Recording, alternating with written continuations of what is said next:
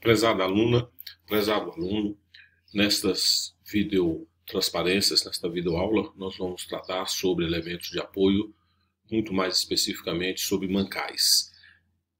O grande objetivo serão os mancais de rolamentos e suas seleções e suas características. De uma maneira geral, os elementos de apoio são componentes auxiliares de sistema mecânico para o funcionamento de uma máquina, de um equipamento. Basicamente falando, eu posso dividir os elementos de apoio nos mancais e nas guias. Como eu disse antes, o nosso grande objetivo serão os mancais. Porém, antes de eu entrar diretamente nos mancais, é fundamental eu dar uma ideia do que seja uma guia. A função de uma guia é manter a trajetória de determinados componentes. Nesse caso aqui, essa guia que está aqui, ela faz com que esse carro tenha esse movimento de translação com um movimento bastante exato, bastante preciso. Este não é o nosso foco. O nosso foco são os mancais. E qualquer sistema mecânico, sempre que houver rotação, sempre que houver movimento relativo, vai existir a necessidade de algum tipo de mancal, seja ele mancal de deslizamento ou mancal de rolamento, que nós vamos ver detalhadamente a seguir. Antes, porém, eu gostaria de deixar uma questão aqui bastante clara. Não existe um tipo de mancal melhor do que o outro. Eu não sei se é verdade, mas me parece que, principalmente os alunos, têm a ideia de que os rolamentos ou os mancais de rolamento são superiores aos mancais de deslizamento, o que não é verdade. Cada um tem seu tipo de aplicação. E eu gosto bastante desse exemplo prático para deixar essa questão bem clara. Aqui nós estamos vendo uma panela de uma siderúrgica e que ela é basculante, ela bascula, ou seja, ela gira em torno desse eixo. A panela vem com aço fundido e para verter o aço, ela tem que girar, tem que bascular. E aqui existe um mancal, tá certo? E olha que as condições desses mancais são bastante severas.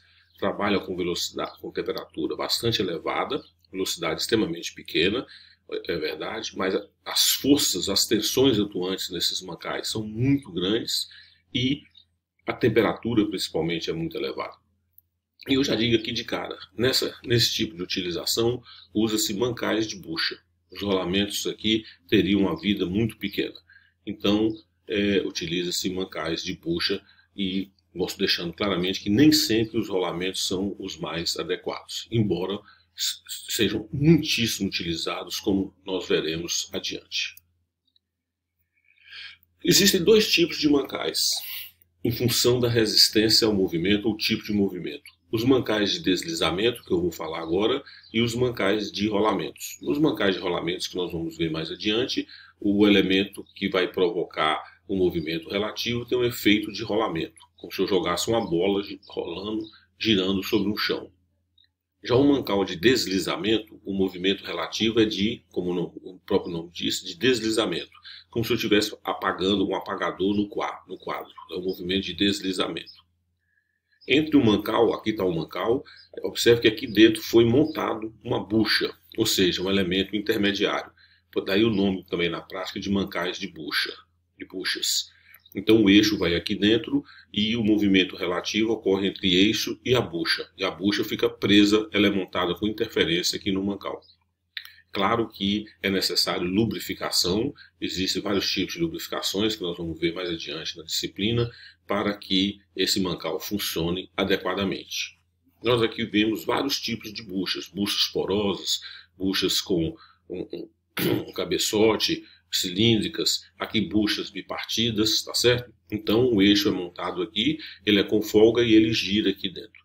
Esses mancais têm grandes utilizações, principalmente quando as rotações são extremamente elevadas, quando as forças atuantes são extremamente elevadas.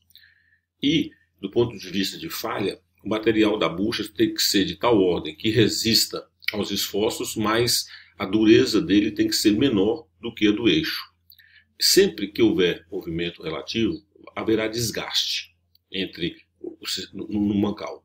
É preferível que esse desgaste ocorra na bucha do que no eixo. Então, em geral, o material do que é fabricado, a bucha, é de tal forma que as suas características tribológicas, ou seja, a sua resistência ao desgaste, seja menor do que do eixo. Assim, de tempos em tempos, durante manutenções preventivas e ou preditivas, essa bucha é analisada e trocada. Se fizéssemos o contrário, ou seja, o eixo e bucha de mesmo material, assim o eixo também seria danificado, o que não é razoável. Aqui nós vimos, como eu falei, que os mancais de deslizamentos, eles trabalham sobre lubrificação. A lubrificação pode ser tanto lubrificante óleo lubrificante líquido, como lubrificante do tipo graxa, como graxa. E aqui nós temos um pino graxeiro, tá certo? Onde de tempos em tempos a graxa tem que ser adicionada para que ocorra sempre a lubrificação. E a partir daqui nós vamos começar a tratar do nosso objetivo central, que são os mancais de rolamentos. Que tem várias figuras de mancais de rolamento. O rolamento sempre tem um anel interno, o diâmetro do eixo é igual ao diâmetro do furo do rolamento que está aqui. Nós temos um anel externo. O uso mais comum é um anel externo preso e esse anel interno se move junto com o eixo. O eixo é montado com interferência aqui, de tal maneira que quando o eixo gira, o anel interno gira também. A montagem com interferência, nós vamos ver mais adiante na disciplina, é aquela em que o diâmetro do eixo é levemente superior ao diâmetro do furo, embora nominalmente eles tenham o mesmo valor. Esse aqui é o elemento girante, o elemento rodante, que no caso é uma esfera. Nós vamos ver que podem existir vários tipos. Aí tem um mancal de rolamento. Existem várias maneiras que a gente pode classificar os mancais de rolamentos. Existem vários tipos de classificações. Eu vou colocar algumas básicas aqui. Talvez a mais básica é aquela que o mancal de rolamento ou o rolamento é classificado de acordo com os esforços que eles conseguem suportar. Então, assim, existem os mancais radiais, que são aqueles que suportam esforços radiais. Os mancais, axiais, que suportam esforços axiais. Esforço axial é aquele que é ao longo do eixo, tá vendo? E existem os mancais mistos, onde atuam forças radiais e forças axiais conjuntamente. Em geral, os mancais radiais suportam pequenos valores de forças axiais. Já os mancais axiais, ou mancais de escoras, eles não suportam esforço radial nenhum. Zero. Então, esse é um tipo de classificação das mais básicas que existem. Em relação à forma construtiva, os mancais de rolamentos podem ser classificados como abertos. Vocês podem observar que eles são completamente abertos, os elementos girantes ficam expostos ao ambiente, a poeira, umidade, etc. Os vedados têm um tipo de vedação. Na sua nomenclatura, nós vamos ver que aparecem esses sufixos. E existem aqueles blindados, onde a vedação é muito mais perfeita. Isso aqui é em ambientes onde é bastante poluído, onde existem grandes umidades, ambiente de mineração, por exemplo, utilizam-se mancais de rolamentos blindados. Uma outra classificação muito importante dos mancais de rolamentos é em relação ao tipo do elemento girante, do corpo rodante. É também uma classificação muito importante. Assim, nós temos os mais básicos, os mais utilizados, os mais baratos, são os mancais de rolamentos de esferas, onde o elemento girante são esferas, tá certo? O outro é talvez o tipo de rolamento mais utilizado. Esse aí que apareceu agora são mancais de rolamentos de rolos cônicos. Observe que os rolos eles têm uma forma de um cone, os elementos girantes. Existem também mancais de rolamentos de rolos cilíndricos, onde são cilíndricos e não sob a forma de cone. E por fim, nós temos os mancais de rolamentos de agulhas, onde é uma espécie de um rolo cilíndrico, mas de diâmetro muito pequeno e comprimento muito grande. São bastante silenciosos, mas são de custos mais elevados de maneira geral. Um outro tipo de rolamento que é muito importante são os chamados rolamentos autocompensadores. E aqui cabe uma explicação um pouco mais detalhada.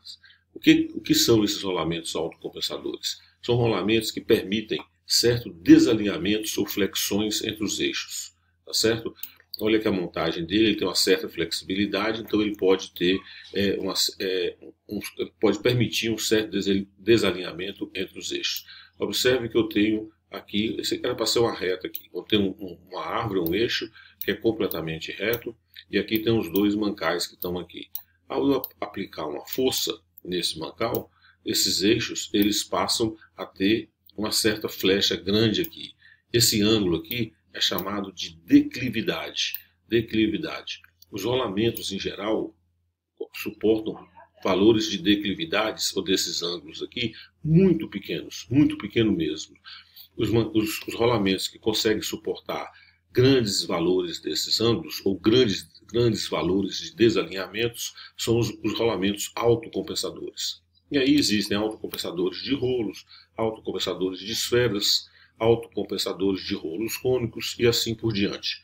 Então são rolamentos que permitem certo desalinhamento. Eles são muito utilizados por causa disso. E assim nós chegamos numa questão que é importante, que é como que a gente faz para comprar um rolamento. Então é a nomenclatura dele.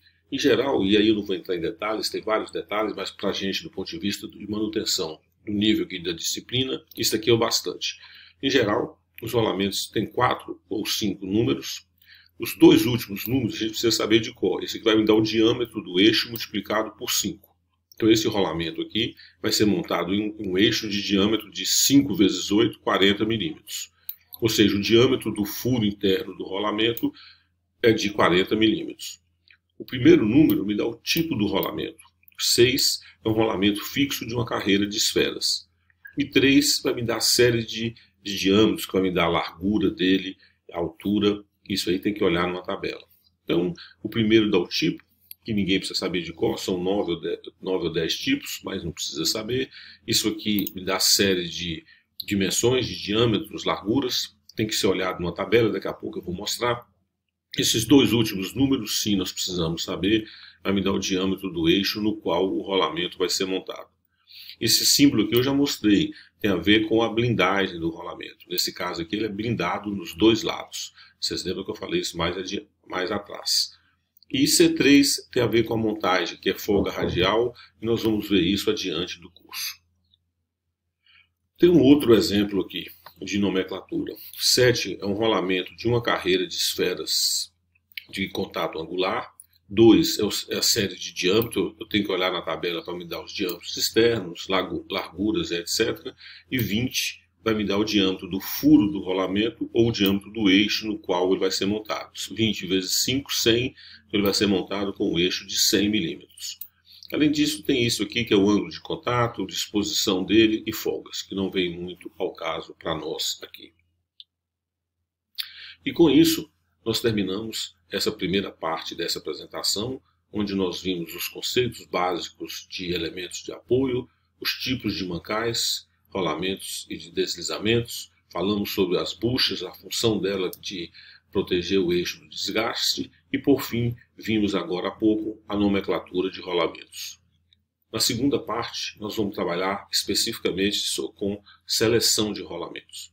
Eu agradeço a atenção de vocês e espero que vocês vejam a segunda parte também. Obrigado.